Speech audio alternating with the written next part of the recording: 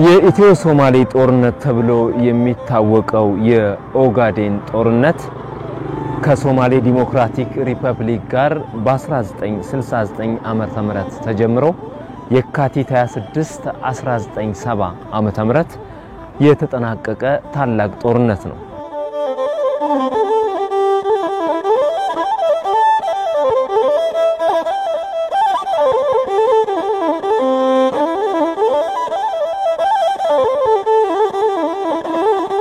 ኢትዮጵያን የወረረው የዚያድ ባሬ ጦር የናት ሀገር ጥሪ እያለ ከመላው የኢትዮጵያ ምድር ከጫፍ ጫፍ በተሰበሰበው የኢትዮጵያ የቁርጥ ቀን ልጅ ካራማራ ላይ በድባቅ ተመቷል።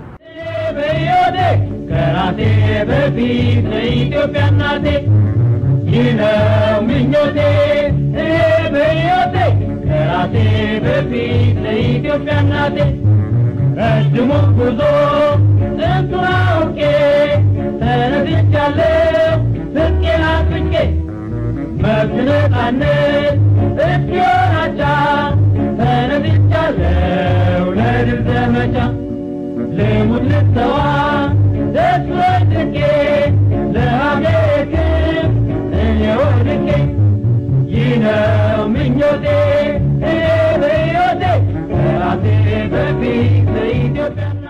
ሰላም ጤና ይስጥልን የተከበራችሁ ተመልካቾቻችን፣ ሳምንታዊው የቅዳሜ ቡና የቶና መሰናዷችን ተጀምሯል። በዛሬው የቶና መሰናዷችን የካራማራ ድልን ብዙዎቻችን ምን ያህል እናውቀዋለን? የካራማራ ድል የጦርነት ታሪክና ገድሉስ ምን ይመስል ነበር? ጀግኖቻችንን የማወደስ ሂደታችንስ እንዴት ያለ ነው? ብዙዎቻችን ታሪካችንን የማናውቅበት ምክንያት ምንድነው?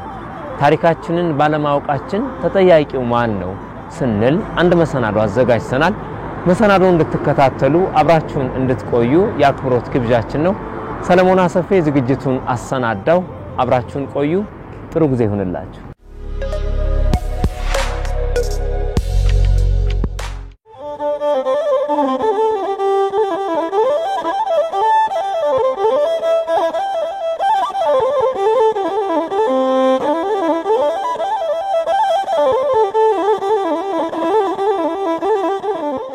አብዛኛው ሰው ታሪኩን ያውቃል፣ ከራሴ ጀምሮ ታሪኩን ያውቃል ብዬ አላስብም።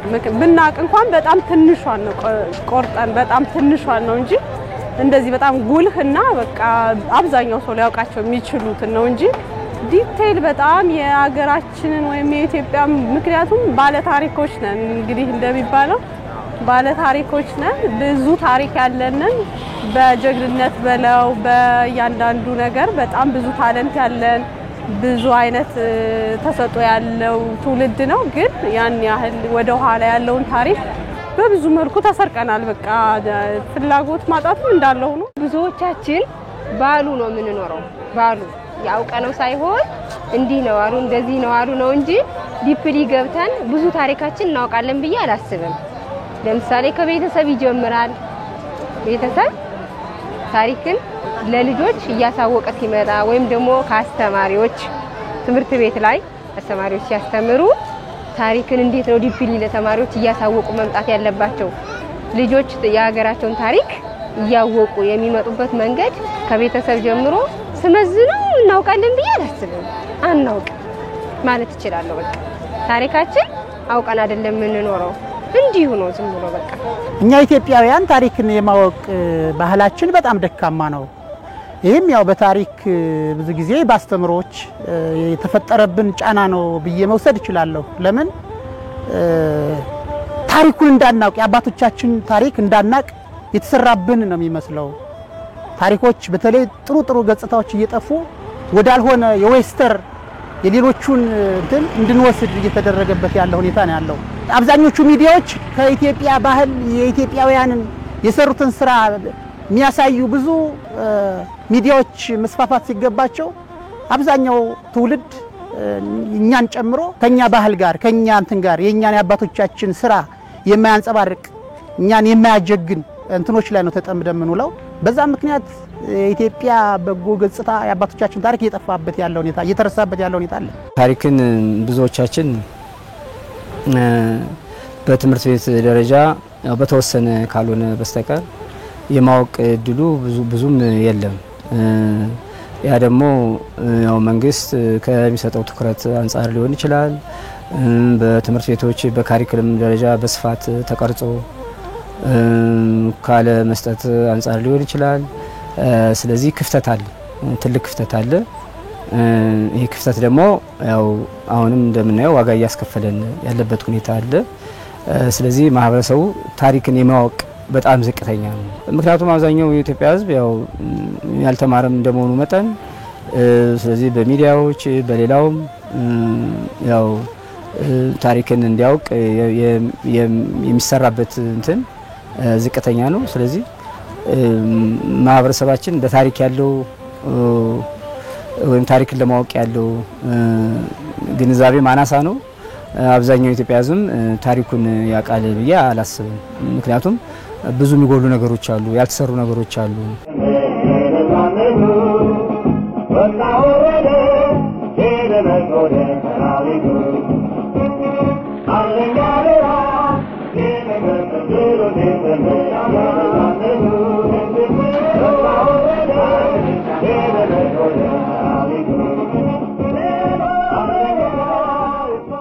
እኔ የካራማራ ጦርነት ሲባል ብቻ ኢትዮጵያ ከሶማሊያ አካባቢ ጋር ቦታው ወደ ሶማሊያ ሆኖ እዛ ጋር የተካሄደ ጦርነትና ድል ያደረግንበት ነውና እኔ እንደውም ትምለው አሊ በርኬ የሚባል እንደ አሊ በርኬ ጦርን ማርኬ የሚለው የወንዲማክ ዘፈን ነው ትዝ የሚለኝ ብዙ ጊዜ ካራማራ ተስተውልና ካራማራንና እንዲሁም ደግሞ አድዋንን ሳስብ የኢትዮጵያ የአንድነት ውጤት ነው ጎልቶ የሚታየኝ። በአንድ ስንሆን ምን ያክል ለውጥ እንደምናመጣ በየትኛውም መስፈርት በአንድነት ስንተባበር ድር ቢያብር አንበሳ ያስር ነውና ተረቱ። በቃ ስንተባበር የምናመጣው ውጤት ምን ያክል ከፍተኛ እንደሆነ ነው ማየው። እኔ ካራማራ ትላልቅ ጀግኖች ያፈራሽ ታሪክ ናት። እንደነ ብርጋዴር ጀነራል ለገሰ ማለት ነው፣ እንደነ አሪ በርኬ ሻለቃ አሪ በርኬ። ካራማራን ሳስብ በሶስት ቦምብ በጂው ቦምብ 3 ታንኮችን ያቃጠለ ጀግና ሻለቃ አሪ በርኬ፣ እንዲሁም ብርጋዴር ጀነራል ለገሰ 20 ጆቶችን ብቻውን እንግዲህ አስበው አንድ ጀት ብቻውን 20 ጆቶችን ነው መጥቶ ይጣል። ቀጥሎም 5 ሚጎችን። እሱ ታሪክ ግን እየተዘከረ አይደለም። ምን ያክል ወጣቶች ስለ ሀገራችን ታሪክ ስናስብ እንደነዚህ አይነት ጀግኖችን በእኛ ልብ ውስጥ በብዙዋን ልብ ውስጥ አሉ። እነዛ ጀግኖች ይታሰባሉ። የግድ አደባባይ ላይ አልወጣም ማለት ልባችን ውስጥ የለም ማለት አይደለም። የካራማራ ጦርነት ሲባል ትዝ የሚለኝ ነገር የአባቶቻችን ጀግንነት፣ ድል ማድረጋቸው፣ ለማንም እጅ አለመስጠታቸው፣ ሀገራቸውን አለማስደፈራቸው፣ ሀገሪቱን እኛ የነሱን ያክል ታሪክ ባንሰራም ብቻ ለኛ አቆይተውናል ማለት ነው። ደማቸውን አፍስሰው አጥንታቸውን ከስክሰው በጣም ብዙ ነገር ከፍለው ለኛ እስካሁን ድረስ አቆይተውናል። የካራማራ ጦርነት ሲነሳ ትዝ የሚለኝ በቃ ጀግንነታቸው በወኔ ተነስተው እንዳሁኑ መሳሪያ በሌለበት ይሰለጠነ መሳሪያ በሌለበት ጊዜ በቃ ባላቸው በሐሳብም በጉልበትም በእያንዳንዱ ነገር ተጋግዘው ሀገሪቱን እስከዚህ ድረስ አቆይተውናል። የጀግንነት ስሜት ይሰማኛል በቃ ካራማራን ሳስታውስ ማለት ነው። እኔ የካራማራ ጦርነት ሲባል አባቶቻችን ተጋድሎ ትዝ ይለኛል። ሀገራችን ለማስከበር ሀገራችን ለዋላዊነቷ እንዲከበር ያደረጉት እንትን የተወሰነ እንትን ይለኛል። ዲቴሉን ባላቀው እዛ ጋር ግን ያው በሚዲያ የሰማዋት እዚህ በፊት አባቶቻችን መስዋዕት ከፍለዋል እቺን ሀገር ለማቆየት። ጦርነቱ የተካሄደ በየማስበው በኢትዮጵያ ሶማሌላንድ አካባቢ ነው የሚል እንትን አለኝ። እኔ እንግዲህ ቀኑ ቢመስለኝ በዚህ ካቲት ወር ይመስለኛል። ቀኑ ግን መቼ እንደሆነ ራሱ አላውቅም። በሚዲያም ሰምቼ አላውቅም። ሲከበርም በዓሉ ሲከበርም እዚህ በፊት በኔ እድሜ የካራማራ ድል በዓል ሲከበር ሰምቼም እኔም የድሉ ተንኩኛ ክብሬም አላውቅም። ስለዚህ ከዚህ ጋር የምንረዳው ምንድነው በቃ አጠቃላይ ምን አይነት በዓሎች እንዲከበሩ የሚመለከተው አካል መንግስትን ጨምሮ ፋሲሊቴት እያደረገው እያመቻቸው ትውልዱ እንዲያቀው እየተሰራ አይደለም። እንደዚህ አባቶቻችን ተጋድሎ አባቶቻችን ገድል ለትውልድ መተላለፍ አለበት። ትውልዱም ይህን የአባቶቻችን ተጋድሎ ጠንቅቆ አውቆ ይህን ታሪክ መድገም መቻል አለበት፣ ማክበር መቻል አለበት። ሲያከብረው ነው እሱም ሊደግመው የሚችል እውነተኛ የሆነው ታሪካችን መተላለፍ አለበት የሚል ሐሳብ አለ። በፈረንጆች አቆጣጠር በ1977 በእኛ አቆጣጠር ደግሞ በ1969 ለ8 ወር የተደረገ ጦርነት ነው የኦጋዴን ጦርነት ወይም የካራማራ ጦርነት። ስለዚህ እንግዲህ የጦርነቱ ምክንያት ምንድነው የሚለውን ስናይ ታላቋን ሶማሌ የመፍጠር ህልም ነው። ያን ህልም ለማሳካት ነው። ምክንያቱም የሶማሌ መሪዎች ይሄ ሐሳብ በተደጋጋሚ ሲያነሱት የነበረ ሐሳብ ነው።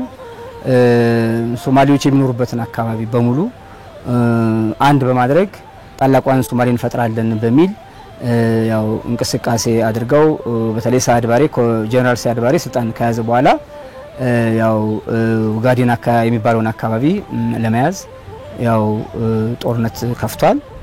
እንግዲህ ታላቋ ሶማሌ ስንል እንግዲህ 5 የሶማሌ ግዛቶች አሉ። ጣሊያን ስታስተዳድረው የነበረው የሶማሌ ግዛት አለ። እንግሊዝ ስታስተዳድረው የነበረው የሶማሌ ግዛት አለ። ፈረንሳይ ስታስተዳድረው የነበረው የሶማሌ ግዛት አለ ወይም ዛሬ ጅቡቲ ብለን የምንጠራው። ከዛ የሰሜን ኬንያ ግዛት አለ። እነዚህን በሙሉ ከኢትዮጵያ ኦጋዴን ግዛት ጋር አንድ በማድረግ ታላቋን ሶማሌ የመፍጠር ሐሳብ የነበረ ህልም ነበረ። ያን ተግባራዊ ለማድረግ እንግዲህ በተለይ በመፈንቅለ መንግስት ስልጣን የያዘው የሲያድ ባሬ መንግስት ወደ ኢትዮጵያ ጦርነት ከፍቷል። በአጠቃላይ ወደ 70 ሺህ የሚገመት ጦር በማዝመት ያው በኢትዮጵያ ላይ ወረራ ፈጽሟል።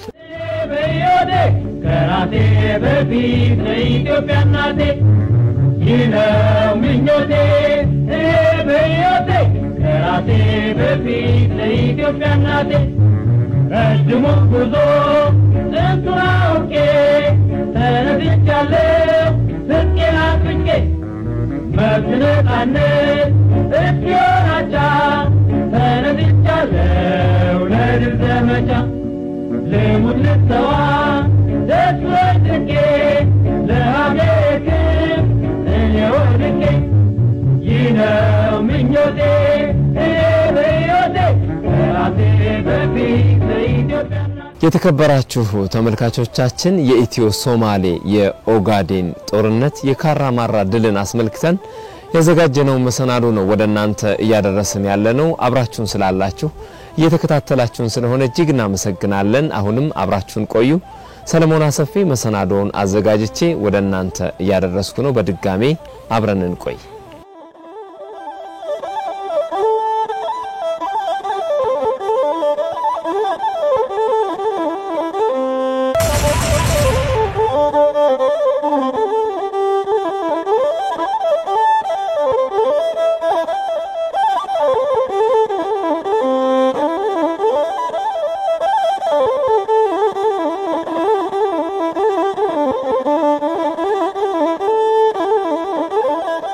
ታሪክን በአግባቡ አለማወቃችን የመጀመሪያው የትምህርት ካሪክለሙም አንዱ ይመስለኛል። ማለት ታሪካችን አሁን የትምህርት ካሪክለሙ ዝም ብሎ ቅንጭብጭብ ወይም ደግሞ ሌላ እንትን ነው እንጂ ዲቴል የጥልቅ የሆነ የኢትዮጵያ ታሪክ አሁን ሂስትሪ ወይም ታሪክ ተብለን ስንማር የሀገራችንን ታሪክ ብቻ በደንብ የሚያብራራ የትምህርት ካሪክለሙ በራሱ ለታሪክ ያለው እንትን ያን ያህል አይመስለኝም። በዛ ላይ ከዛ ውጭ ደግሞ ተጠያቂ ለማድረግ ሳይሆን ቤተሰቦቻችን በራሱ ማለት አሁን እነሱ ዝም ብለው በቃ ኑሯቸውን ኑረው ነው እንጂ እንትን የሚሉት ያለውን ታሪክ የነበረውን ያሳለፉትን በጽሁፍ መዝግበው በእንደዚህ ዶክመንትድ በሆነ ነገር ወይም ደግሞ ባፈ ታሪክም ቢሆን ለትውልዱ የማስተላለፍ ልምዳችን ዝቅተኛ ነው ብዬ አስባለሁ። ከዛ ላይ ደግሞ ትውልዱ እንዲያነብ በተለያዩ ሚዲያዎች የማንበብና ታሪክን የማወቅ ልምዱን እንዲያዳብር በተለያዩ ሚዲያና ፕሮግራሞች ቢሰሩ ብዬ አስባለሁ። በዚህ አድባሪ የተመራው የሶማሌ ክፍለ ጦሩ ወደ ኢትዮጵያ ወደ ማለት ሰብሮ ሲገባ የኢትዮጵያን ድንበር 700 ኪሎ ሜትር በስተ ምስራቅ በኩል 300 ኪሎ ሜትር ደግሞ በደቡብ በኩል ነው ጥሶ የገባው እና እስከ ካራማራ ድረስ ነው። ካራማራ ማለት ያው ተራራ ነው፣ የጦር ሰንሰለታማ ቦታ ነው እና እስከዛ ላይ ነው ጦርነቱ የተካሄደው። እስከ ሀረር ድረስ ሁሉ ገብተው ነበርና እነሱ ማለት ነው። ከዛ መልሶ አስወጥቶ አባሮ ነው የሰደዳቸው ማለት ነው። ያ ካራማራ ጦርነቱ የተካሄደበት ቦታ ነው። ታሪክን በአግባቡ አለማወቃችን መጀመሪያው እንደግለሰብ እኔም ራሴ ተጠያቂ ነኝ ይላል እንደወጣት። ተጠያቂነት አልድንም። ታሪክን ማወቅ አለብኝ። ታሪክን ለማወቅ ደግሞ የተጻፉ መጽሐፎች አሉ፣ እነሱን ገብቶ ማገላበጥ ነው። ቤተ መጻሕፍቶች አሉ፣ ጊዜ ሰጠህ ለዛ ነገር ማንበብ ነው፣ ታሪክን ማወቅ ነው። ሌሎችን ሰዎች ተወቃሽ ከማድረጋችን በፊት ማለት ነው። ሲቀጥል ያው አገራችን ውስጥ ያሉ ማለት አዋቂ ነን ያሉት ሰዎች ታሪክ ላይ ብዙ ያልሰሩ ሰዎች አሉ፣ ዝም ብሎ ተቀምጠው ቦታውን እያሞቁ ያሉ ማለት ነው። እና ቦታውን ለሚገባው ሰው ቢሰጡትና ታሪክን ቢያሳውቀን ሚዲያዎች መዘገብ መቻል አለባቸው። ልክ እንደዚህ መጠየቅ መቻል አለባቸው። ይሄ በጣም መደነቅና መበረታታት ያለበት ነገር ነው። በየቦታው አሁን እኔን ስትጠይቀኝ በውስጤ ይበልጥ ማወቅ እንዳለብኝ ነው የሚሰማኝ። የምትጭርብኝ ነገር ማለት ነው፣ በልቤ የምትጭርብኝ ነገር ይበልጥ እንዳገላብጥ እንዳቅ ምን ያክል አቃለሁ የሚለውን አእምሮዬ ላይ ይጭርብኛል ማለት ነው። ወደ የሌሎችን ከማድነቃችን በፊት መጀመሪያ ስለኛ ስለ ኢትዮጵያን ታሪክ ዞር ብለን ወደ ኋላ መለስ ብለን ጀግኖቻችንን መጀመሪያ እናወድስ። ሌላ የለው ማናቀውን ከምናወድስ እጅግ በጣም ብዙ ታሪክ አለን፣ በጣም የማናውቀው ማለት ነው። ማወቅ አለብን ብዬ አምናለሁ። ይሄ ደግሞ የሚጀምረው ከቤተሰብ ነው ብያለሁ። ቤተሰብ፣ አካባቢ፣ ማህበረሰብ እያለ በቃ እንትን እየተፈጠረ ግንዛቤ እየተፈጠረ ቢሄድ ቢያንስ እንኳን ከዚህ ትውልድ ቀጥሎ ያለው ትውልድ ታሪኩን በደንብ ቢያውቅ ምኞቴ ነው። የኔ ምኞት ነው። በቃ እኔ በበኩሌ የሀገሬን ወይም ደግሞ የድል ታሪክ አለማወቄ በጣም ትንሽነት ነው ብዬ ነው የማምነው። ለምን ስለ ሀገሬ ማወቅ አለብኝ። ድል ምንድነው? ድል መቼ ተደረገ? ምን ተደረገ የሚለውን ነገር ማወቅ ነበረብኝ። ግን እኔ ብዙም አይደለሁም ታሪክ ላይ ብዙ አይደለሁም። ከትምህርት ካሪኩለሙ ጀምሮ አጠቃላይ ያለው እንትኑ ተሰልበናል ማለት ይቻላል። ለምን ላይብራሪዎች የሉም። የተጻፉ መጽሐፍቶቹ ሳይሆን አሁን ላይ ሰው ያልሆነ ፊልም ላይ ነው እንትን ያለውና ትልቁን ተጽዕኖ ፈጠረ ብዬ ማስበው የትምህርት ካሪኩለሙ ነው።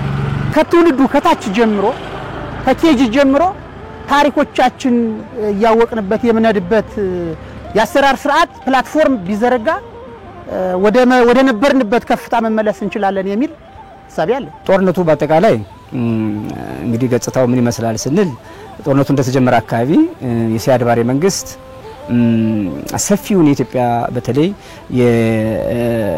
የኡጋዴንን አካባቢ የያዘበት ሁኔታ ነበር። 700 ኪሎ ሜትር ዘልቆ የገባበት ሁኔታ ነበረ።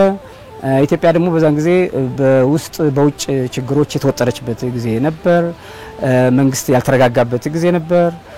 ስለዚህ ይህን እሳቤ በማድረግ የሶማሌ መንግስት ድሬዳዋና ሀረር እስኪቀሩ ድረስ ሰፊ ቦታ የሚሸፍን መስፋፋት አድርጎ ነበር። ሰፊ ጦር ነው ይዞ የመጣው። እስከ 250 ታንክ ይዞ ነው የመጣው። እስከ 600 ተተኳሾችን ይዞ ነው የመጣው። ከዛ በተጨማሪ እስከ 70,000 ጦር ይዞ የመጣበት ሁኔታ አለ። ከውስጥም ድጋፍ ያገኝ የነበረበት ሁኔታ አለ። በተለይ በዛን ጊዜ የነበረውን የደርግ መንግስት የሚዋጉ የሶማሌ ነፃ ለማውጣት የሚታገል ድርጅት ነበር። ዌስት ሶማሌ ሊበሬሽን ፍሮንት የሚባል ድርጅት ነበር። ስለዚህ ይሄ ድርጅት ራሱን ታጣቂዎች ከጎኑ አሰልፎ የሲያድ ባሬን መንግስት የሚያግዝበት ሁኔታ ነበር። በዚህ ሁኔታ እንግዲህ የኢትዮጵያ መንግስት አጣብቂኝ ውስጥ የገባበት ሁኔታ ነበር። አንደኛ መንግስት ገና ያልተረጋጋበት ሁኔታ ነበር። ከውስጥ ደግሞ በርካታ ተቃዋሚ ፖለቲካ ድርጅቶች ከመንግስት ጋራ ከፍተኛውን ቅራኔ የፈጠሩበት ሁኔታ ነበር። በሰሜን ኢትዮጵያ ያሉ የፖለቲካ ድርጅቶችም እንደዚሁ መንግስትን ውጥረት ውስጥ ከተውት ነበር። ከዚህ አንፃር የኢትዮጵያ ህልውና የኢትዮጵያ ዳር ድንበር ስጋት ውስጥ የወደቀበት ሁኔታ እንደነበር መገንዘብ ይኖርብናል። ስለዚህ የመንግስት ምላሽ ምን ይመስላል ስንል እንግዲህ መንግስት በዛን ጊዜ የነበረው ጦር መደበኛ ጦር በጣም ትንሽ የሚባል ነው። እስከ 40,000 የማይበልጥ ነው መደበኛ ጦር። ስለዚህ በዚህ መደበኛ ጦር የሶማሌን ጦር የሲያድ ባሬን መንግስት ከግዛቱ ለማስወጣት በጣም አስቸጋሪ ነው። በዚህ መሰረት የክተት አዋጅ ለማወጅ የተገደደበት ሁኔታ አለ። በዛ ጊዜ የነበረው መንግስት የደርግ መንግስት የክተት አዋጅ በማወጅ በአጭር ጊዜ ውስጥ 300 ሺህ ጦር በማዘጋጀት የሚኒሻ ጦር በማዘጋጀት በታጠቅ የጦር ማሰልጠኛ ዝግጅት በማድረግ የሶማሌን ጦር ከሀገር ለማስወጣት ጥረቶችን አድርጓል። ይህ ጥረት ደግሞ ስኬታማ ነበር ማለት ይቻላል። ምክንያቱም ጦርነቱ 8 ወር የፈጀ ጦርነት ነው። ስለዚህ ዝግጅት በማድረግ መንግስት በቂ ዝግጅት በማድረግ በቂ ትጥቅና ስንቅ በመያዝ እንዲሁም ደግሞ ከጎኑ ቅድም እንደነገርኩ ኪዩባን የመሳሰሉ ሀገሮችን ኪዩባ ለምሳሌ 15000 ጦር አሰልፋለች የኢትዮጵያን ዳር ድንበር ለማስጠበቅ። ሶቪየት ህብረት እስከ 1500 ጦር የላከችበት ሁኔታ አለ። የመን እስከ 2000 የሰው ኃይል ያሰለፈችበት ሁኔታ ነበርና ይህንን ስታይ እንግዲህ የኢትዮጵያ መንግስት በውስጥም በውጭም ድጋፍ ሰፊ ድጋፍ ያገኘበት ሁኔታ ነበር። የህዝቡ ተሳትፎም ጥሩ ነበር። ህዝቡ ስንቅ ትጥቅ በማዘጋጀት የሀገሩን ሉዓላዊነት የሀገሩን ዳር ድንበር ለማስከበር ሰፊ ተጋድሎ አድርጓል። ስለዚህ መንግስት ያው ህዝቡን በማስተባበር ወራሪውን የሲያድ ባሬ መንግስት ከሀገር ለማስወጣት ሰፊ ጥረትና ዝግጅት በማድረግ የመልሶ ማጥቃት በማድረግ በአጭር ጊዜ ውስጥ ድልን ማስመዝገብ ችሏል ማለት ነው። የካራማራ ድል በአግባቡ ሲዘከር በአግባቡ ሲታወስ አልነበረም። እንግዲህ የዚህ ችግሩ ምንድነው ለሚለው ያው ጥናት የሚያስፈልገው ነገር ቢሆንም እንዲያው በኔ እይታ እንዲያው ከታሪክም አንፃር ሳየው የተለያዩ ምክንያቶች ይኖሩታል ብዬ አስባለሁ። እንግዲህ አንደኛው ምክንያት ምንድነው ያው የዚህ ድል ባለቤት ያው የደርግ መንግስት ነው። ስለዚህ እንግዲህ ደርግ ከስልጣን ከተወገደ በኋላ በቦታው የመጣው መንግስት ድሉን ያው የሚዘክርበት እንዲታወስ የሚያደርግበት ሁኔታ አልነበረም። እንግዲህ አንደኛው የደርግ ያው ከነበረው ጥላቻ አንፃር ይመስለኛል። ምክንያቱም የካራማራ ድል ኢትዮጵያዊነትን አጉልቶ የሚያሳይ ድል ነው። ኢትዮጵያዊነትን ከፍ አድርጎ የሚያሳይ ድል ነው። ከዛ አንፃር የድሉ ባለቤት ደግሞ ያው ደርግ ነው።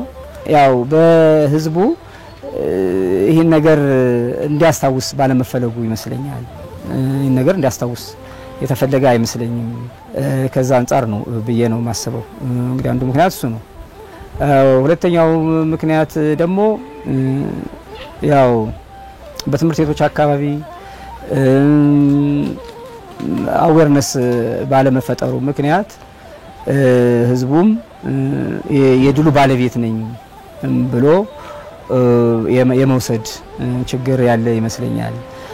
ስለዚህ መንግስትም ትኩረት አለማድረጉ ማህበረሰቡም ስለዚህ ድል የነበረው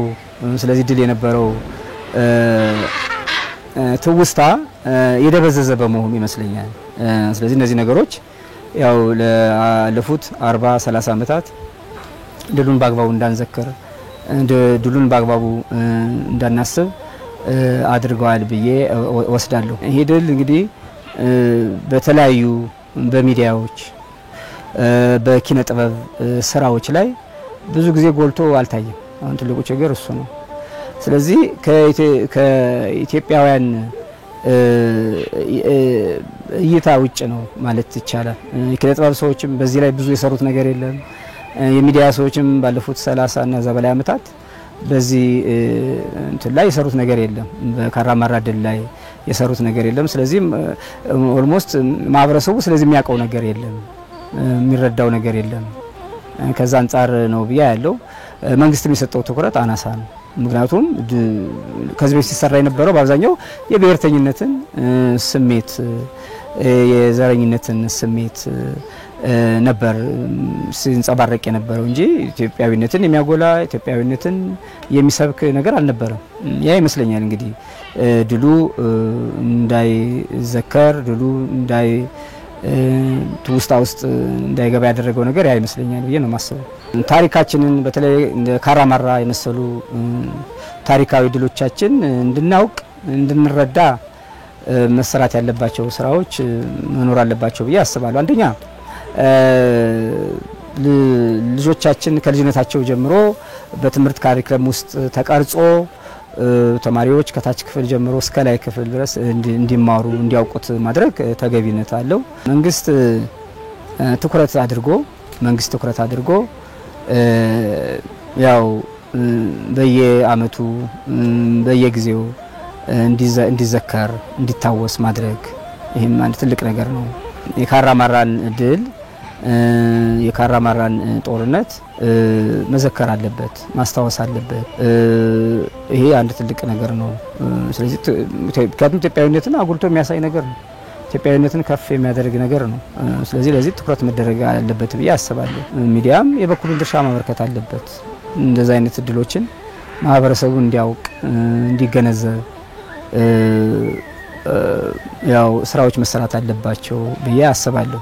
ስለዚህ ሚዲያው መንግስት እንዲሁም በታሪክ ትምህርት ደረጃ በካሪክለም ተቀርጾ ቢሰጥ ማህበረሰቡ እንደዛ አይነት ኢትዮጵያዊነትን አጉልተው የሚያሳዩ ታሪካዊ ድሎችን የማወቅ እድሉ ሰፊ ነው ብዬ አስባለሁ።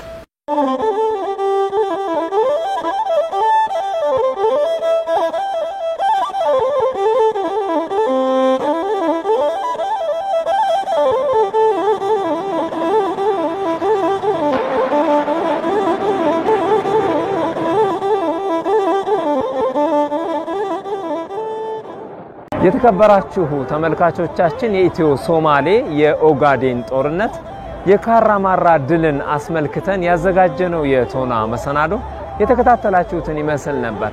ታዲያ በዚህ የካራማራ ድል ጀግኖቻችንን ማስታወስ ትላንታችንን ደግሞ ይበልጥ አስታውሶ ዛሬን ሰርቶ ነገን ማለፍ እንደሚገባ ከመሰናዶ ተከታትለናል። የሚመለከታችሁ አካላት ታሪክን በማሳወቅ ታሪክን በማሻገር ትልቅ ስራ ሰራላችሁ ብለን እናምናለን። አብራችሁን ስለቆያችሁ እጅግ እናመሰግናለን። ሰለሞን አሰፊ መሰናዶውን አዘጋጀው። ሳምንት በሌሎች መሰናዶዎች የምንገናኝ ይሆናል። እስከዚያው በያላችሁበት የሰላም የፍቅር የደስታ ሳምንት ይሁንላችሁ። ተነስተን